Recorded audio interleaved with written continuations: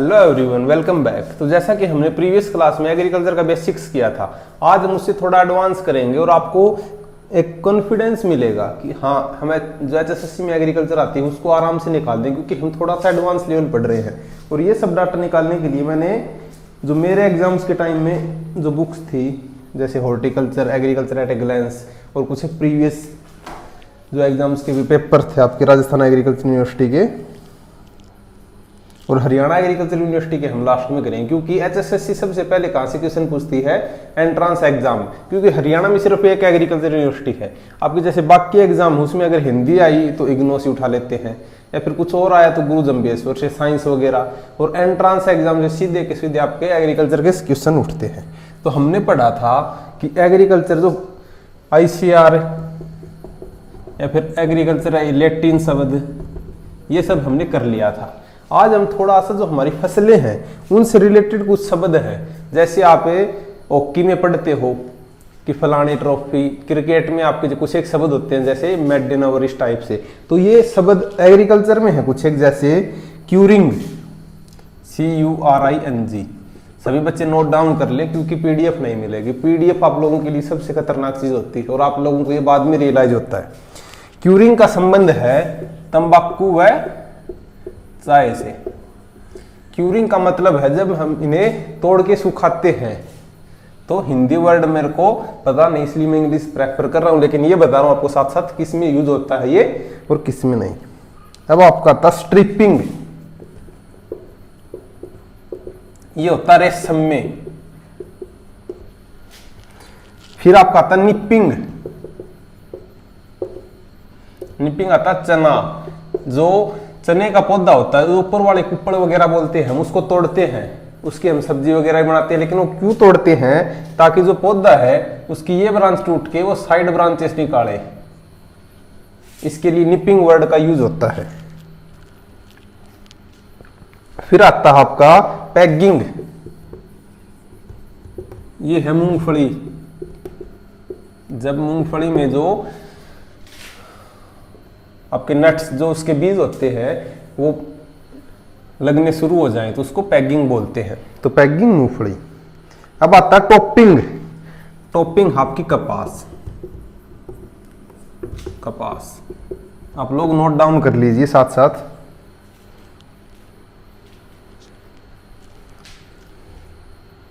फिर है एरोविंग, ये है गन्ने में, गन्ने में जैसे गन्ने का पौधा होता है इस टाइप से, तो जो अरेंजमेंट होती है उसको।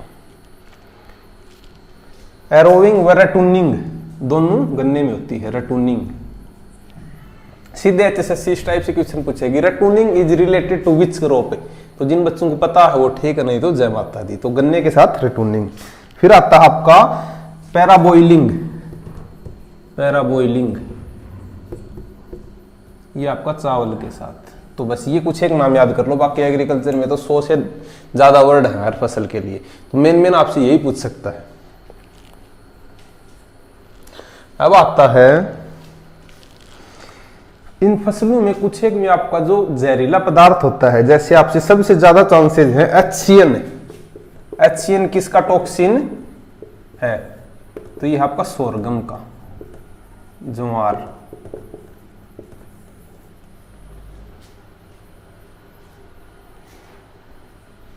एक आपका आता है यूरिसिक एसिड, यूरिसिक एसिड होता है आपका सरसों में। तो बस ये दो आप इंपॉर्टेंट याद रखना।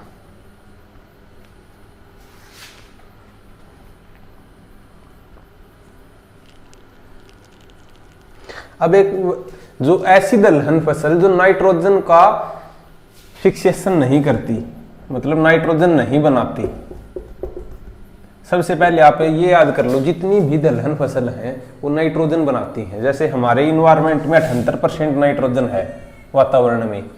तो नाइट्रोजन की जो सीधी तो फसलें ले नहीं सकती, तो क्या करती हैं? जो दलहन की फसलें होती हैं वो नाइट्रोजन को अपनी रूट में, जो राइजोबियम बैक्टीरिया होता है, वो उस नाइट्रोजन को अपने साथ पलने देता है और एक दूसरे के साथ सिम्बायोटिक एसोसिएशन करते हैं, मतलब वो भी उसके लिए बेनिफिशियल है और वो भी उसके लिए। फिर जो है राइजोबियम बैक्टीरिया पे ये नाइट्रोजन पलेगा, फिर ये दलहन की फसल में आपका, जैसे आप अगर अरहर वगैरह कोई भी दाल की फसल खा रहे हो तो उसमें नाइट्रोजन है। तो फिर हम कैसे कंज्यूम करते हैं, जैसे आपकी मक्का में नाइट्रोजन है तो वो हमने मुर्गियों को खिलाई, मछलियों को खिलाई, वो इनडायरेक्ट सोर्स हम खुद भी कंज्यूम कर रहे हैं और खुद भी हम इन चीजों का यूज करते हैं। तो अब पूछता है ऐसी कौन सी दलहन की फसल है जो नाइट्रोजन नहीं बनाती, तो राजमा, राजमा आपकी एक्सेप्शन केस है, राजमा आपकी नाइट्रोजन फिक्स नहीं करती, तो स्टार लगा के इंपॉर्टेंट कर लो, rajma does not fix nitrogen in environment. अब है कैमल क्रॉप, आपकी ज्वार, कैमल क्रॉप इसे बोलते हैं, उस दिन हमारा रह गया था कैमल क्रॉप, तो ये आप जल्दी से नोट डाउन कर लीजिए। क्यूरिंग आपका तंबाकू, स्ट्रिपिंग रेशम, निपिंग चने में, पैगिंग मूंगफली, टॉपिंग कपास, एरोविंग गन्ना, पैराबॉइलिंग चावल में। और स्क्रीनशॉट भी ले सकते हैं, इसीलिए मैं धीरे धीरे लिख रहा हूं आप लोगों के लिए। जो सब्जेक्ट आपको तेज पढ़ने हैं वो है हरियाणा जीके, इंडिया जीके, बिल्कुल फास्ट पढ़ो आप, 2x की स्पीड में पढ़ो अगर कहीं से पढ़ भी रहे हो तो। और जो सब्जेक्ट आपके वीक हैं लाइक एग्रीकल्चर, कंप्यूटर, उनको धीरे धीरे पढ़ लो। 15 दिन में अगर 10 की जगह आपकी 8 नंबर भी ठीक हुए तो अच्छा आपके लिए, क्योंकि अगर आप तेज पढ़ोगे ये सब्जेक्ट तो शायद आप कैच नहीं कर पाओगे। अब आता है कौन कौन से राज्य में कौन कौन सी फसल ज्यादा उत्पादन होती है, इनसे क्वेश्चन बनने के बहुत ज्यादा चांसेस हैं। तो मैं यहाँ पे लिख रहा हूं फसल का नाम, यहाँ पे उत्पादन राज्य, ज्यादा उत्पादन पूछेगा आपसे, बस कम का नहीं पूछेगा, कम का हरियाणा में पूछेगा, वो हम अलग से करवा देंगे। तो चावल का सबसे ज्यादा उत्पादन होता है पश्चिम बंगाल में, फिर है गेहूं का यूपी में, दालों का मध्य प्रदेश, मूंगफली का गुजरात। और ये क्वेश्चन आपका एमएससी के एंट्रेंस एग्जाम में आया था चेयू के। जो बच्चे मास्टर्स करेंगे इंग्लिश मीडियम में उनके भी मूंगफली का ज्यादा उत्पादन कौन सा स्टेट करता है, गुजरात। आपकी सरसों का राजस्थान,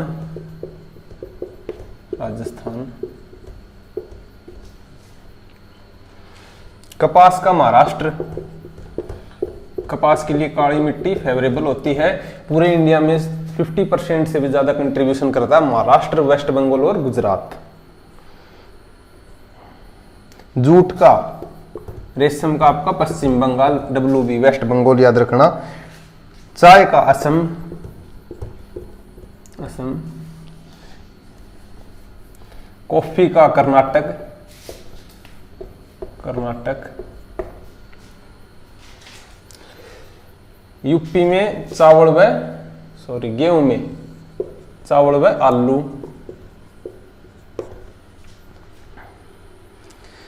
आपका प्याज का करता है महाराष्ट्र, तो कपास, कपास व प्याज महाराष्ट्र।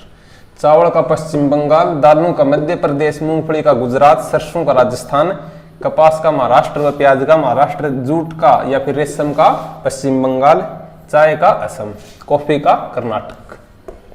तो मेनली ये क्रॉप्स थी जो आपसे पूछी जा सकती हैं। अब आता है इंटरनेशनल ईयर ऑफ पोटैटो, जो आलू के लिए इंटरनेशनल ईयर 2007 याद रखना इसे। एक है दालों के लिए इंटरनेशनल ईयर, दालों के लिए 2012, कि मतलब इन ईयर्स में टारगेट किया गया था कि हमको जो इन फसलों का जो प्रोडक्शन या फिर उत्पादन है वो ज्यादा करना है।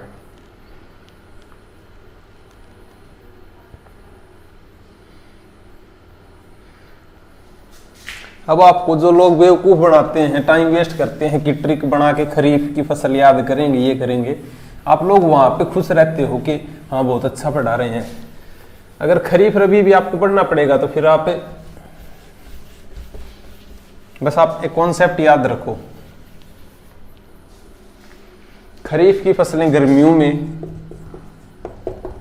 में बोई जाती हैं, रबी की सर्दियों की शुरुआत में।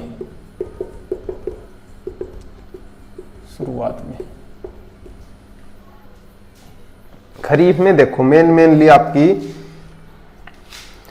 ज्वार, बाजरा, जो आपकी हरी फसलें हैं, अरहर, जितनी भी दालें हैं, पैडी। दालों में सिर्फ चने की दाल हम कंसीडर करते हैं, लेकिन चना आपका रबी की फसल है। चना, गेहूं, सरसों, और इनके बीच की जो सब्जी वाली फसलें हैं उनको जायद की फसलें बोलते हैं। तो आप खुद दिमाग लगा लिया, अगर ऑप्शन में आपको अगर रबी की फसल मिलेगी तो उसमें चना, गेहूं, मक्का, सरसों, तो आपको पता है ये तीनों अपना हरियाणा से आप हो तो आप कर सकते हो। आप क्यों इतना ज्यादा वो बनते हो कि ट्रिक्स का यूज करना। मक्का हम किस टाइम में खाते हैं, आप दिमाग लगा लिया करो बस।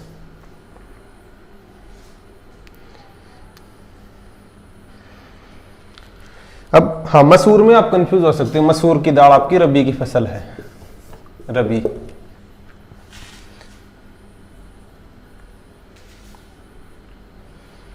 जल्दी लिख लो अगर आपको लिखनी है तो। जो खरीफ की है आपका धान, मक्का, सोयाबीन, ज्वार, मूंगफली, कॉटन, उड़द। फिर बोल रहा हूं एक बार, धान आपका, मक्का, सोयाबीन, ज्वार, मूंगफली, कपास, उड़द। अब आपकी रबी की फसलें गेहूं, चना, मटर, सूरजमुखी। ये याद रखना, सूरजमुखी आपकी रबी की फसल है और इस पे क्वेश्चन बन सकता है क्योंकि जनरल नहीं, हमारे हर जगह नहीं मिलती। सनफ्लावर, सैफ्लावर, ये भी इसी के साथ सैफ्लावर, और सरसों, ये आपको पता ही है।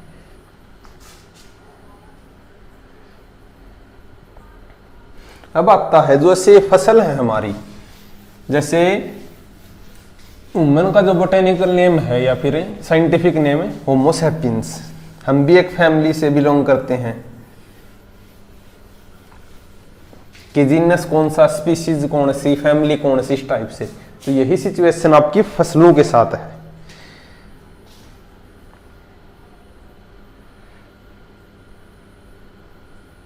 तो आपकी जो चना, सॉरी एक बार, गेहूं, चावल,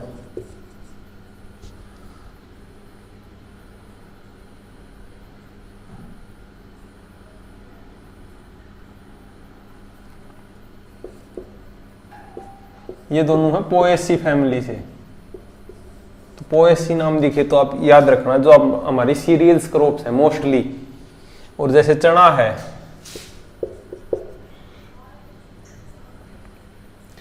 इन सब की बाकी फैमिलीज भी आपके क्वेश्चन बनने के कम चांसेस हैं। एक इसका याद रख लो बस, जो आपका तिल है, तिल की फैमिली है पैडिलिएसी। बाकी हम आगे करेंगे इन सभी का। अब इनका बोटेनिकल नेम करते हैं सबसे पहले, क्योंकि सबसे पहले प्रायोरिटी जाती है बोटेनिकल नेम पे, क्रोमोसोम नंबर पे।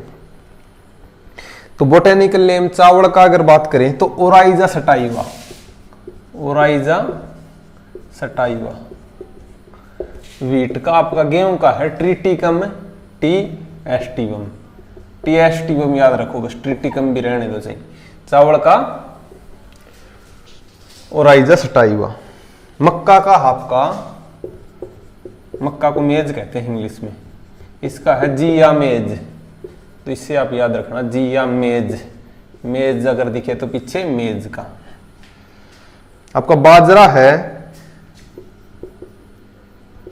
बाजरा, इसका है पेनिसेटम ग्लैकुलम। तो आप इसको बस पी साइलेंट ऐसे याद रखना, पेनिसेटम ग्लैकुलम।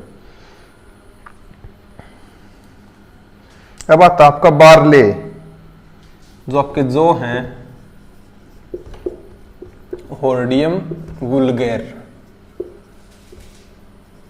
अच्छा वुल्गैर। चने का है सिसर एरिएंटम, सी एरिएंटम। सोयाबीन, सोयाबीन का है ग्लाइसिन मैक्स, ग्लाइसिन मैक्स। तो अगर इन फसलों के आप बोटेनिकल नेम याद रखते हो तो इनसे बाहर आपका क्वेश्चन नहीं जाएगा। अगर चलो बाहर चला गया तो आप इनके याद रखो, लेकिन ये आपको ऑप्शन में जरूर मिलेंगे, तो इनको आप नेग्लेक्ट करके एलिमिनेशन मेथड से अपना क्वेश्चन सोल्व कर सकते हो। जैसे हम जीके में पढ़ते हैं महात्मा गांधी की, जवाहरलाल नेहरू की, बाल गंगाधर तिलक, इनकी सारी पुस्तक पढ़ लेते हैं, फिर इनके अलावा जो आती है उनको हम एलिमिनेशन से सोल्व कर लेते हैं। उसी तरह इनको पढ़ो। अब आपका एक मूंगफली का और देख लो, अरेकिस हाइपोगी, जो गेहूं का है उसका ट्रिटिगम एस्टिवम, आपका राइस चावल का है ओराइजस टाइवा, आपका मक्का का मेज जिया मेज, बाजरे का पेनिस्टेम ग्लैकुलम, बार्ले या फिर आपका जो है उसका होर्डियम वुल्गेर, चने का सिसर एरियंटम, सोयाबीन का ग्लाइसिन मैक्स, मूंगफली का एरेकिस हाइपोगी। एक आप कॉटन का और याद रखो, कपास का, कपास की फैमिली भी इंपॉर्टेंट है, मालवासी। ये है मालवासी फैमिली में है कपास, और आपकी जो भिंडी, भिंडी की भी मालवासी फैमिली है और इसकी भी। कपास का बोटेनिकल नेम आप याद रखना,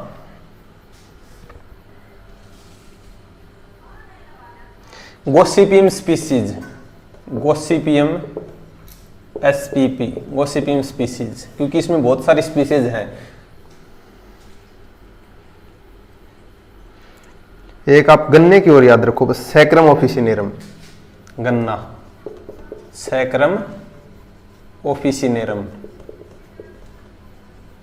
बस अगर आपका बोटेनिकल नेम आएगा तो इन फसलों से आएगा, इनसे बाहर नहीं आएगा, क्योंकि वो आपको कृषि वैज्ञानिक नहीं बनाना चाहता, आपसे बस जनरल एक आधी बात जानना चाहता है। जैसे हम याद रखते हैं कि ह्यूमन क्रोमोसोम नंबर 2 = 46, उसी तरह इनके क्रोमोसोम नंबर है, लेकिन उनको इतनी प्रायोरिटी नहीं देता। अब जैसे आप ये नोट डाउन कर लो, चावल व गन्ने का जो उद्गम स्थान या फिर हम जहां से ओरिजिन इसका था वो था साउथ ईस्ट एशिया, परंतु आपका गेहूं का था साउथ वेस्ट एशिया, जिसको हम टर्की बोलते हैं। तो ये दो का आप याद रखो।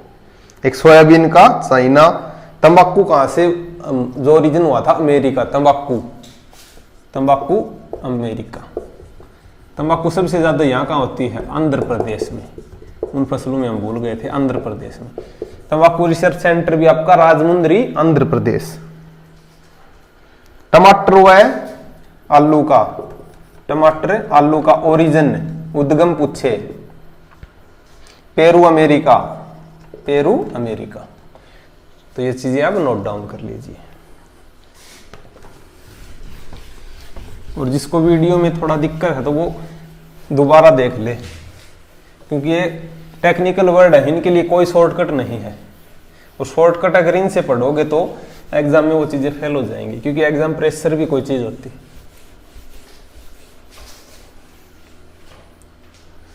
फिर आता है आपका इनफ्लोरोसेंस। जस्ट आपको बताऊं इनफ्लोरोसेंस क्या होता है। जैसे आपका कोई फसल का फूल आता है तो उसमें अरेंजमेंट ऑफ फ्लावर, फ्लावर किस तरह से अरेंज हुए हैं, उसको इनफ्लोरोसेंस बोलते हैं। तो ये क्वेश्चन भी आ सकता है कि फूलों की जो आपकी अरेंजमेंट को क्या बोलेंगे हम,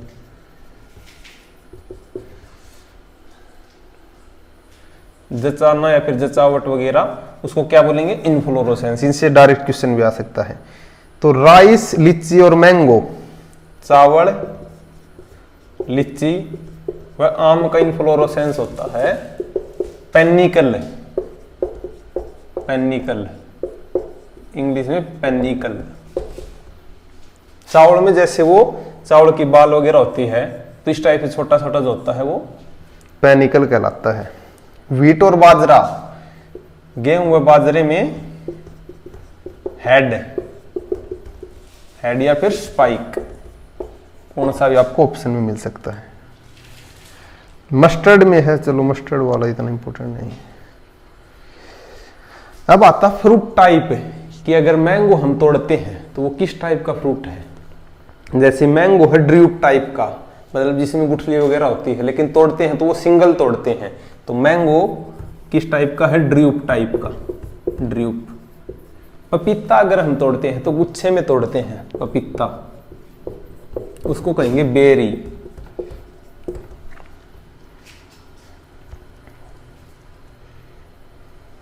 सभी सीरियल क्रॉप जो हमारी अनाजों की फसलें थी उनके लिए एक वर्ड आएगा कारियोप्सिस।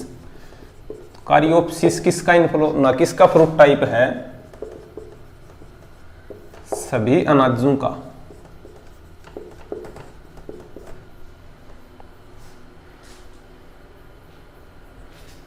अब एक क्वेश्चन बनता है स्पेसिफिक आपका, ग्राउंड नट जो आपकी मूंगफली में कितना तेल होता है? 40 से 50%, या फिर एग्जैक्ट 44 से 50% तेल मूंगफली में।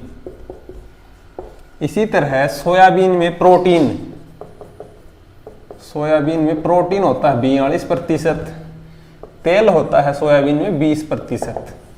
तो सोयाबीन का एक क्वेश्चन बहुत सारे एग्जाम्स में हर साल रिपीट होता है कि सोयाबीन में प्रोटीन और तेल का रेशियो कितना होता है, कितने अनुपात में? 42:20 में। 42% क्या?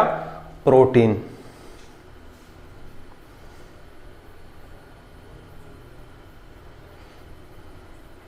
अब आपका एक आधी फसल का वो देख लो आप, चावल का जो सीड रेट है, कितना हम बीज डाल लें 1 हेक्टेयर में? Just a minute.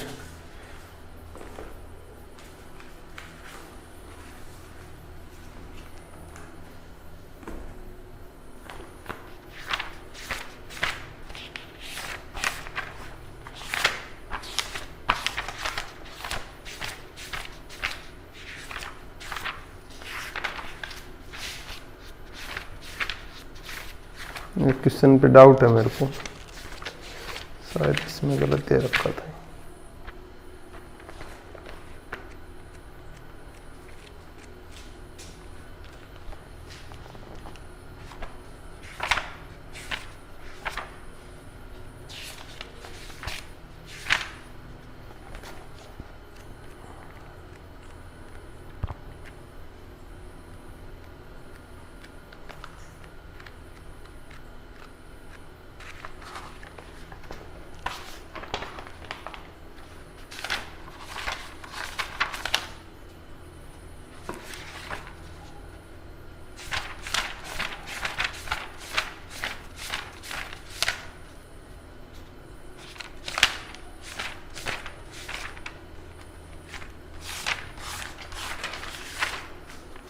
ये रहा।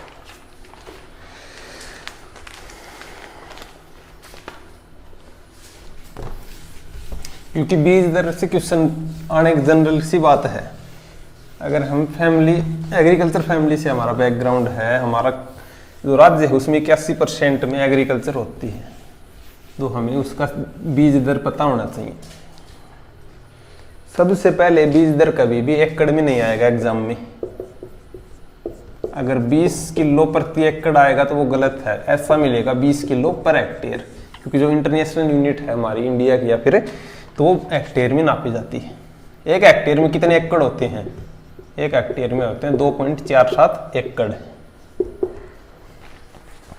तो चावल के लिए जो सीड रेट है, बीज दर चावल के लिए है 50 किलो पर हेक्टेयर। हेक्टेयर ये याद रखना। अगर हम छिड़काव से चावल का, कई टाइप होते हैं, अगर छिड़काव से करते हैं तो उसके लिए 80 से 100, 80 से 100। इसी तरह गेहूं का होता है 50 से 60।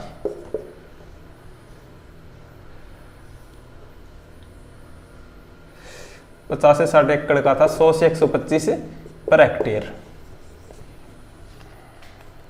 चने का है 60 से 80, चने का बीज दर 60 से 80 किलो पर हेक्टेयर। सोयाबीन का भी 70 से 80। जितनी भी दलहन फसलें हैं उनका आपका 60 से 100 के बीच में रेंज मिलेगी।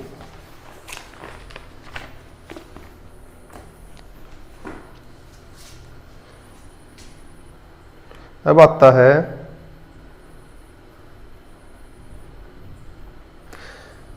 इन फसलों से कुछ एक वेराइटी या फिर किस्में पूछ लेता है। जैसे आपका एक बार आया था शायद पूसा अर्ली ब्लाइट, पंत सम्राट, इस टाइप से करके आपको वेराइटी जब कोई नहीं पढ़ा रहा, सब आपको एनिमल हस्बेंड्री पढ़ा रहे हैं, लेकिन एग्रीकल्चर उसने सब्जेक्ट बोला तो एग्रीकल्चर में प्लांट पैथो भी होता है, सॉइल साइंस भी होता है, न्यूट्रिशन का भी होता है, न्यूट्रिएंट एंड मैनेजमेंट। एक बार बहुत साल पहले आपका पटवारी के एग्जाम में क्वेश्चन आया था कि जो एग्रीकल्चर में न्यूट्रिएंट्स की एसेंशियलिटी का जो लॉ दिया था वो किसने दिया था, वो आर्नल्ड एंड स्टोट ने दिया था। अब हम फसल वाइज पढ़ेंगे चावल, क्योंकि हमारी एक दो फसल की हमें डिटेल में पढ़ने की जरूरत है। तो चावल का हमने जैसे पढ़ा था, पोएसी इसकी फैमिली है, फैमिली या फिर परिवार आप जिसे बोलते हो पोएसी। पोएसी ना मिले तो ग्रेमिनी भी इसका दूसरा नाम है, ग्रेमिनी।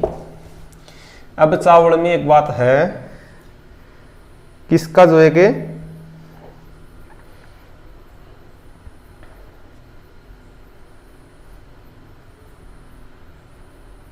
तापमान कि कितने तापमान पे ये सही बनेगा।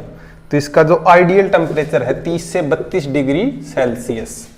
ये चीजें आपको कोई नहीं बताएगा। जो बारिश की जरूरत है या फिर पानी की 100 से 150 सेंटीमीटर पानी, क्योंकि कोई फसल तैयार करने में हमें क्या क्या चीजें चाहिए होती है, पानी, तापमान, टाइम टाइम पे न्यूट्रिएंट, उसका सीड रेट, आपका बीज दर भी सही होना चाहिए, क्योंकि ज्यादा बीज दर डाल दिया तो फसल हमारी अच्छी नहीं होगी।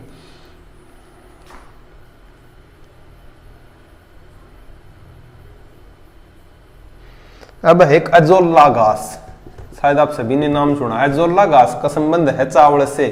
किस तरह है, चावल की फसल में नाइट्रोजन के रूप में डाला जाता है, नाइट्रोजन फिक्सेशन के लिए चावल की फसल में डाला जाता है। अब राइस की एक वैरायटी है साबरमती किस्म। साबरमती किस्म किसमें ज्यादा क्या अधिक मिलता है, इसमें प्रोटीन। तो साबरमती वैरायटी पूछ ले तो आपकी चावल की क्या ज्यादा है, प्रोटीन। जगन्नाथ और प्रभावती, जगन्नाथ और प्रभावती, ये भी आपकी राइस की किस्में है। एक और लिख लो आप, पंकज लुनीसिरी। पंकज लुनीसिरी एक आपका करंट अफेयर का आ सकता है कि राजस्थान जो पंजाब एग्रीकल्चर यूनिवर्सिटी ने एक PR 126 किस्म निकाली थी, जिसमें कि आपका जो मीथेन गैस है वो कम होगी, क्योंकि जो पराली होती है उसमें मीथेन गैस होती है। तो पराली का संबंध चावल से है, उसमें कौन सी गैस, मीथेन। तो PR 126 Punjab agriculture university Punjab की वैरायटी है ये।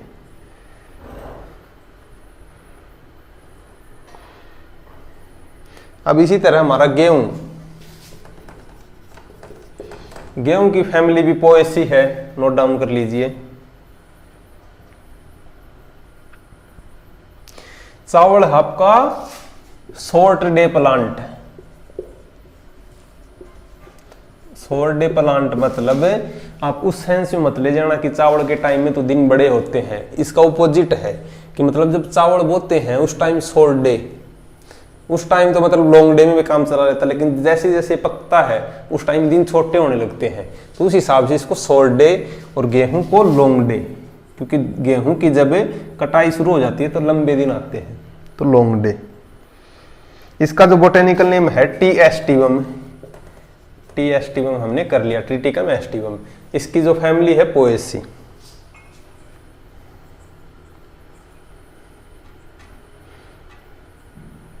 एक और लिख लो, इसका एक और बोटेनिकल नेम है वैरायटी का ट्रिटिकम ड्यूरम। ये है मैक्रोनी व्हीट के लिए, जो हमारी मैक्रोनी वगैरह बनती हैं वो ट्रिटिकम ड्यूरम गेहूं से बनती है। ये बहुत सबसे पुरानी किस्म है ट्रिटिकम ड्यूरम। और दोनों का जो बोटेनिकल नेम है, इस जो वो क्रोमोसोम 2n बराबर 42, इसका 2n बराबर 28।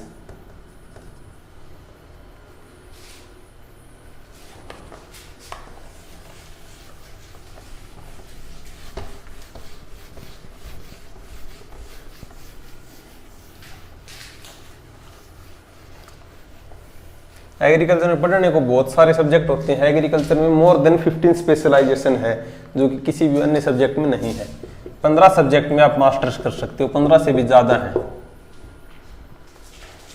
लेकिन हरियाणा में HSSC में पूछा जाता है एग्रोनॉमी, हॉर्टिकल्चर, एनिमल हस्बेंड्री, कुछ एक साइंस आपका न्यूट्रिएंट का पूछ लेता है। अब आता है मेज, मक्का, मक्का या फिर मेज। मक्का क्या थी? क्वीन ऑफ सीरियल्स, अनाजों की रानी।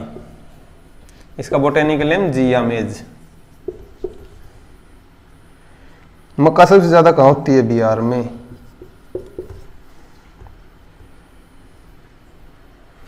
इसकी भी फैमिली याद रखना, पोएसी। जितनी भी खाने वाली फसलें हैं खाद्यान्न की, उनका पोएसी है फैमिली। अब सनफ्लावर, सूरजमुखी, सनफ्लावर से भी क्वेश्चन आते हैं।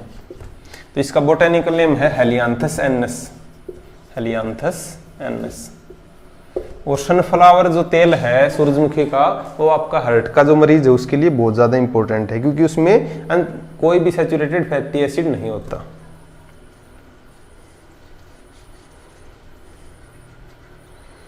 आपकी सरसों का है Brassica species, botanical name Brassica species. इसकी फैमिली अलग है, क्रूसीफेरी।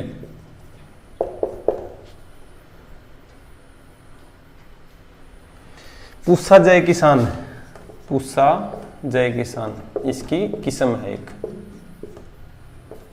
पूसा जो है इंस्टीट्यूट आपका कहाँ है? नई दिल्ली।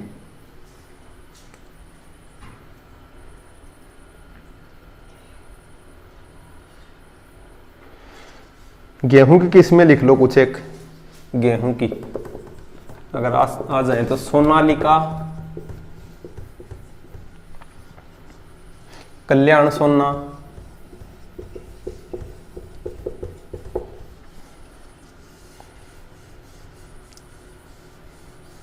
WL 711, हम कॉमनली बोलते हैं 711, तो WL 711।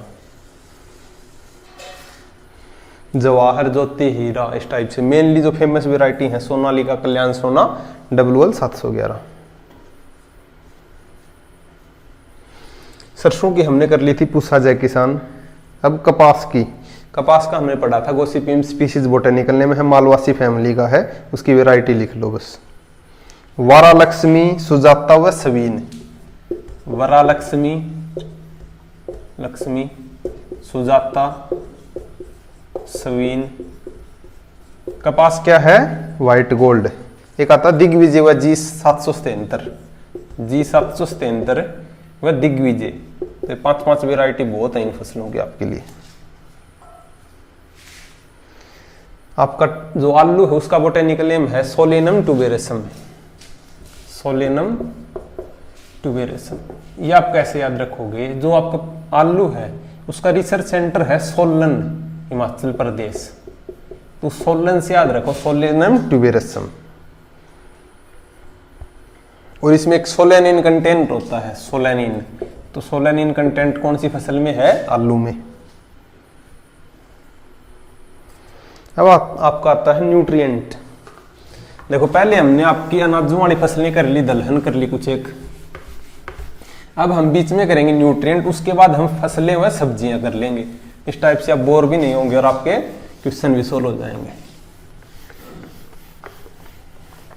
तो जो न्यूट्रिएंट है वो कोई भी फसल के लिए उतना ही इंपॉर्टेंट है जितना सोइल या फिर वाटर, क्योंकि बिना न्यूट्रिएंट आप बिना खाने के नहीं रह सकते। अगर पानी जरूरी है तो खाना भी जरूरी है। तो प्लांट न्यूट्रिएंट है। एक पौधे में कितने न्यूट्रिएंट होते हैं? 90 लगभग, लेकिन 17 तो एसेंशियल हैं, जरूरी। तो सबसे पहले पूछा एसेंशियल न्यूट्रिएंट कितने चाहिए पौधे को? 17। उन 17 में आप जल्दी जल्दी नाम देखो। Carbon, hydrogen, oxygen, nitrogen, phosphorus, potassium, calcium, magnesium, sulphur, iron, molybdenum, manganese, molybdenum, copper, chlorine, boron, zinc. 17वां ऐड हुआ था निकल। 1 2 3 4 5 6 7 तो 17वां पूछे, सबसे ज्यादा इंपॉर्टेंट है, लास्ट में कौन सा है, वह निकल। इनमें आपसे ये पूछेगा कि वो कौन सा एलिमेंट है जो एक नॉन मेटल है और एक माइक्रो न्यूट्रिएंट है, क्योंकि इनकी दो कैटेगरियां डिवाइड कर दी। माइक्रो न्यूट्रिएंट वो जो थोड़े अमाउंट में चाहिए, थोड़ी जरूरत है पौधे को, मैक्रो वो है जो ज्यादा जरूरत है। तो सबसे पहले इन तीन को तो कर दिया प्राइमरी, प्राथमिक, नाइट्रोजन पोटेशियम फॉस्फोरस को। सेकेंडरी में कर दिया कैल्शियम मैग्नीशियम सल्फर को, सल्फर वहां लिख देते हैं सल्फर। ये तीनों हो गए सेकेंडरी।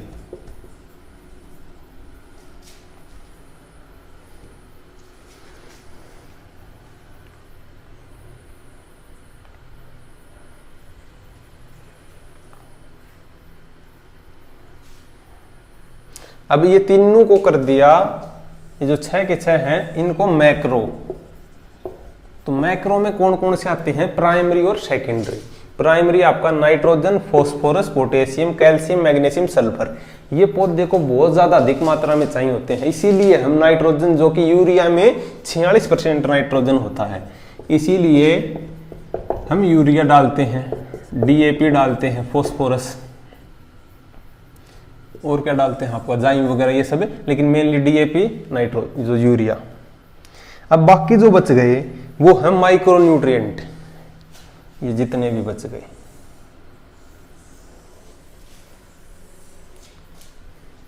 तो कितने माइक्रो न्यूट्रिएंट हैं, 11। 6 मैक्रो न्यूट्रिएंट हैं, 11 माइक्रो। इन 11 माइक्रो न्यूट्रिएंट में बोरोन ऐसा है जो एक नॉन मेटल है, अधातु, अधातु। तो ये क्वेश्चन बहुत बार एचएयू के एग्जाम में आया था कि बोरोन कौन सा न्यूट्रिएंट है जो एक नॉन मेटल है।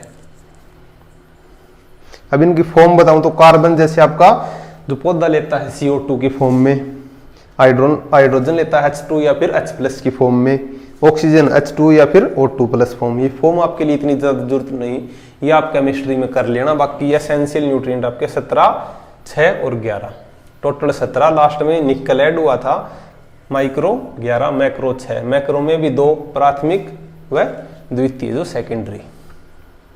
और इनके लिए एक लॉ आता है कि ये न्यूट्रिएंट क्यों जरूरी है, ये किसने बताया हमें, ये बताया अर्नन एंड स्टोट ने 1939 व 52।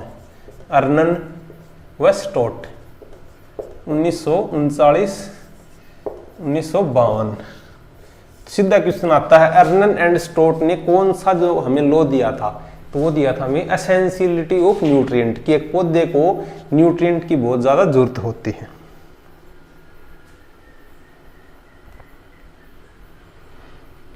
अब शायद आज के लिए इतना बहुत है, कल हम करेंगे जो हमारी सब्जी, जो फल वगैरह उनकी जो फसलें हैं उसके साथ पोल्यूट्री, ये तीनों पोर्शन हम कल कवर कर लेंगे। तो आई होप आज की क्लास आपको अच्छी लगी होगी, और कल हम कोशिश करेंगे अदरवाइज एक क्लास और डाल के आपके सारे क्वेश्चन जो कि राजस्थान एग्रीकल्चर यूनिवर्सिटी और हरियाणा एग्रीकल्चर यूनिवर्सिटी के एग्जाम्स में आए थे, कुछ एक क्वेश्चन BHU के भी हैं, बनारस हिंदू यूनिवर्सिटी। तो आज के लिए बस इतना ही। कैसा लगा आपको सेशन, कमेंट करके जरूर बताएं। अगर कोई भी क्वेरी हो तो टेलीग्राम पे ऐसी सर्विस नहीं है कि आप अपने डाउट्स वगैरह पूछ सको, तो इसके लिए आप यहीं पे पूछ लिया करो, इस कमेंट सेक्शन में आपको रिप्लाई जरूर मिलेगा। PDF की जगह आप खुद लिखो nitrogen phosphorus potassium calcium magnesium sulphur, क्योंकि मैं सारे नाम बोल रहा हूँ, उसी टाइम आप धीरे धीरे लिख लिया करो। तो आज के लिए बस इतना ही। धन्यवाद। जय हिंद, जय भारत।